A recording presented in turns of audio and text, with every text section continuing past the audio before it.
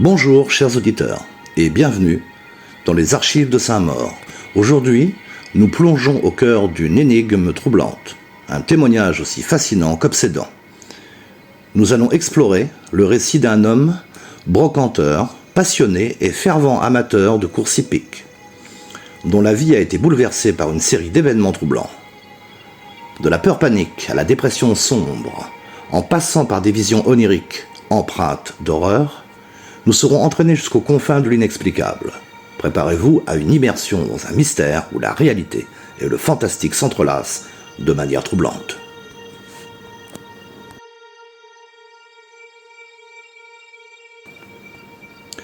Joseph est né au début des années 30, bien que la date précise me demeure inconnue. Son histoire commence avec un père issu de la communauté des gens du voyage et une mère, jeune veuve, dont le premier mari avait trouvé la mort dans un tragique accident de travail impliquant du matériel agricole. Joseph se marie avec Christiane, une femme de caractère indomptable, dont l'influence se révéla déterminante lorsque leur existence sera brusquement plongée dans l'horreur. Joseph, brocanteur indépendant, se considère comme un homme malchanceux dans son métier. Les fins de mois sont fréquemment laborieuses.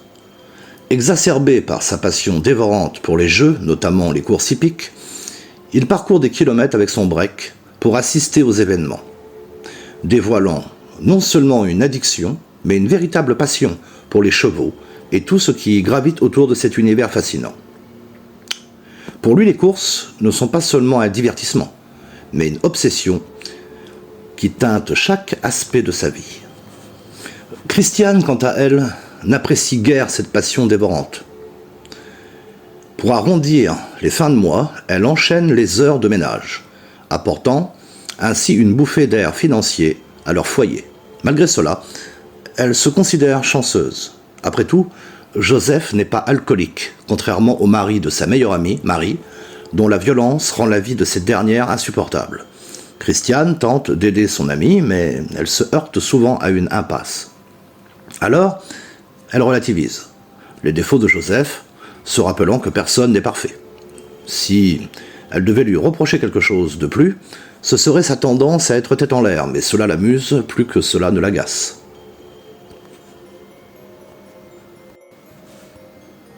Cependant, Joseph nourrit une autre passion, un secret qu'il ne partage qu'avec ses amis proches. Il est un fervent amateur de belles voitures. Pour son travail de brocanteur, il utilise un vieux camion de marque Saviem, tandis que son quotidien est rythmé par les trajets en break usés. Mais au fond de lui, Joseph rêve d'une toute autre allure.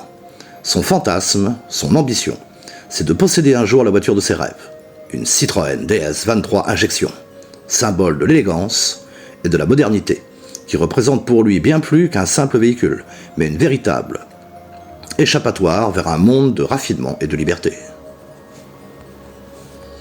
Puis un jour fatidique de 1980, la chance semble enfin sourire à Joseph. Il reçoit un appel d'un vieil homme veuf, résidant dans une magnifique demeure de style Belle Époque, nichée au cœur de la basse Normandie. L'homme lui propose de débarrasser son grenier encombré, et en échange de prendre ce qu'il souhaite, parmi les objets trouvés. Habitué à ce type de transaction, Joseph avait parfois récupéré des pièces de valeur, mais ce qu'il découvrit ce jour-là dépassa toutes ses attentes, le laissant sans voix. Un frisson parcourant son échine. Le grenier cachait bien plus qu'un simple bric-à-brac de vieilles affaires. Parmi les objets recouverts de poussière et de toiles d'araignée, Joseph découvrit un petit coffre en bois. Avec précaution, il souleva le couvercle, révélant un paquet de lettres anciennes, jaunies par le temps, et soigneusement attachées par une petite corde. Curieux, il se mit à lire quelques-unes de ces lettres, et apprit que la maison avait autrefois appartenu à un aventurier, un homme qui avait parcouru le monde, des mystères de l'Égypte, aux confins de l'Extrême-Orient. Mais le coffre renfermait plus que des lettres. À côté des papiers fragiles, reposaient quelques pierres précieuses, dont l'éclat captivait le regard, et deux petites statuettes énigmatiques, finement sculptées, semblant provenir des antiques terres d'Égypte. Leur présence énigmatique et mystérieuse fit naître en Joseph une curiosité teintée d'inquiétude.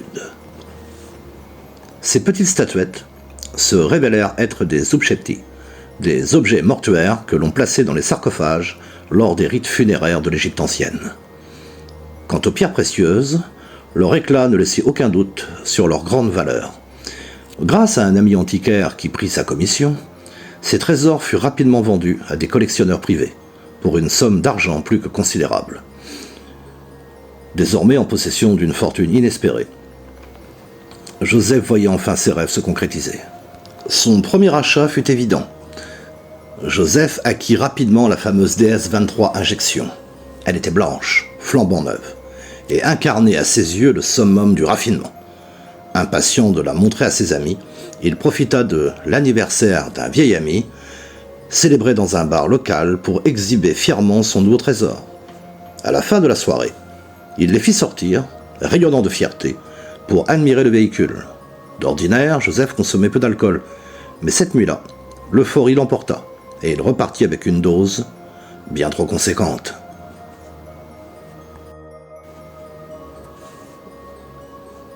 Sur le chemin du retour, la nuit enveloppa la route, qui traversait la sombre forêt de Balleroy.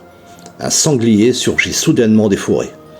Joseph, surpris, tenta une manœuvre désespérée. Malgré la réputation de la déesse pour sa tenue de route légendaire, il perdit le contrôle, à une vitesse irresponsable. La voiture s'encastra violemment contre un arbre, brisant le silence nocturne en un fracas terrifiant. Les secours arrivèrent rapidement sur les lieux. La route, bien que bordée par la dense forêt de Balleroy, était très fréquentée. À peine quelques minutes après l'accident, une voiture s'arrêta et son conducteur affolé se précipita vers la première maison visible pour appeler de l'aide. Joseph fut transporté d'urgence au CHU de Caen. Son état critique ne laissait présager rien de bon. Une fois à l'hôpital, son corps meurtri par l'impact ne résista pas au choc. Il sombra dans un coma profond, suspendu entre la vie et la mort, tandis que les médecins luttaient désespérément pour stabiliser son état. Pourtant, contre toute attente, Joseph s'accrocha à la vie. Malgré un corps brisé en 1000 morceaux, fractures du bassin, fractures crâniennes, côtes brisées dont certaines avaient perforé des organes vitaux et des jambes réduites en miettes, il émergea du coma après plusieurs mois. S'ensuivit alors une convalescence interminable, marquée par une douleur incessante et un désespoir sourd. Lentement, très lentement, Joseph finit par se rétablir. Cependant, ce retour à la vie avait un prix terrible. Gravement handicapé, il ne retrouverait plus jamais l'usage de ses jambes. Les médecins lui annoncèrent, d'un ton solennel et compatissant, que marcher à nouveau resterait à jamais un rêve inatteignable. La vie de Joseph était devenue un véritable calvaire. Plongé dans une dépression profonde, il se voyait prescrire des traitements pour apaiser son esprit tourmenté. Incapable de trouver un sens à son existence désormais paralysée, il passait de longues heures devant son petit écran, regardant les courses hippiques, ces mêmes courses qui avaient autrefois enflammé sa passion et son enthousiasme. Christiane le surprenait parfois en train de pleurer en silence, ses épaules secouées par une douleur qu'il ne parvenait plus à contenir. Pourtant, elle restait son pilier, son roc, indéfectible, le soutenant, avec une patience infinie, telle une ancre maintenant son navire à flot dans la tempête. Ces nuits étaient hantées par des cauchemars d'une intensité terrifiante. Peuplées de visions d'horreur indescriptibles. Épouvanté, Joseph en parla à ses médecins et à un psychiatre. Le traitement fut ajusté, modifié à plusieurs reprises, mais ses tourments persistaient. Insensible aux médicaments, il se demandait souvent si ces visions n'étaient pas les séquelles du choc qu'il avait subi à la tête lors de l'accident. Puis, une nuit, les cauchemars prirent une tournure encore plus étrange. Joseph commença à entendre une sorte de chant, une litanie mystérieuse, à peine audible, comme un écho lointain. Nuit après nuit, ce chant envoûtant se rapprochait, gagnant en intensité. Il se mit à penser qu'il perdait la raison, que sa santé mentale se délitait. Peu à peu. Pourtant, il faisait tout son possible pour ne pas alarmer Christiane, celle qui avait toujours été à ses côtés. Pour elle, il se considérait déjà comme un fardeau, et l'idée de lui causer davantage de chagrin lui était insupportable. À la fenêtre de sa chambre, Joseph distingua des silhouettes. De petits êtres drapés de capuches sombres l'observaient en silence. Leur visage était caché, mais il pouvait sentir leurs yeux perçants fixés sur lui. Une terreur glaciale s'empara de lui. Il tenta de crier, de bouger, de faire le moindre geste, mais son corps restait figé, paralysé par une peur viscérale. Il était incapable de détourner le regard de ces figures énigmatiques. Les chants étranges qu'il avait entendus dans ses rêves semblaient maintenant résonner autour de lui, emplissant l'air d'une présence oppressante.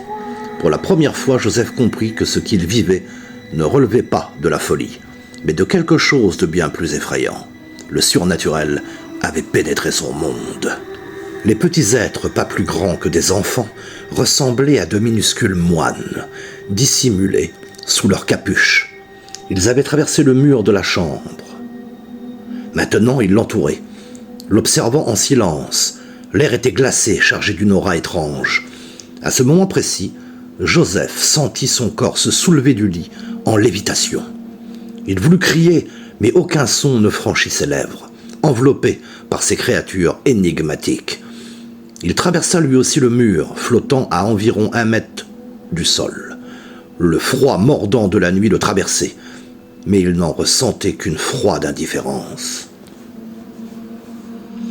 Dans son esprit embrouillé, il se répétait que ce n'était qu'un rêve, une hallucination qui prendrait fin au lever du soleil. Mais les petits êtres continuaient de le transporter imperturbable, leurs mouvements silencieux, le dirigeant vers un vieux puits situé dans la cour. Joseph, suspendu dans les airs, ne pouvait qu'assister impuissant à cette scène irréelle. La nuit glaciale, le murmure du vent, le chant mystérieux et la présence oppressante de ces créatures, tout semblait irrévocablement réel. L'angoisse monta en lui, plus froide et implacable que la nuit elle-même. L'horreur s'intensifiait à mesure que les petits êtres descendaient Joseph dans le puits asséché. Obscur et humide, l'air y était lourd, oppressant, et l'odeur de moisissure le prenait à la gorge. Mais ce qu'il découvrit au fond du puits le glaça de terreur. Un bloc opératoire improvisé, éclairé par une lumière blafarde, avec d'étranges appareils médicaux dont il ne reconnaissait ni la forme ni la fonction. Ses pensées se brouillèrent dans une tempête de panique et d'incompréhension. Puis, l'obscurité le submergea et il perdit connaissance. Au petit matin, Joseph se réveilla en sueur, le souffle court, hanté par les images de la nuit. Christiane, impuissante, l'observa une fois de plus en proie à ces cauchemars maudits qui semblaient le ronger de l'intérieur. Incapable de supporter davantage de voir l'homme qu'elle aimait sombrer dans un abîme de terreur et de douleur, elle éclata en sanglots.